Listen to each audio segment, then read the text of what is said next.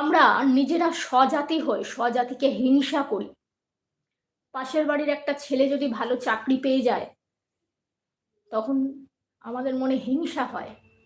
শালা আমি চেষ্টা করলাম হলো না, ও পেয়ে গেল।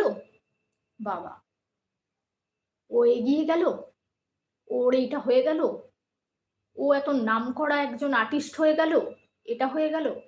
আমাদের মনে মনে তখন একটা হিংসা হয়। এই যে হিংসাটা, এটা হচ্ছে ঠিক আগুনের মতন। আগুন,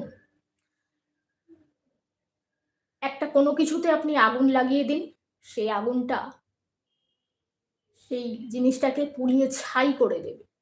হিংসাও হচ্ছে তাই, আগুনের মতন। নিজের জীবনের সুখ, স্বাচ্ছন্দ্য, ভালোবাসা সবকে পুড়িয়ে ছাই করে দেয়। নিজের মধ্যে মানুষ নিজে জ্বলতে থাকে।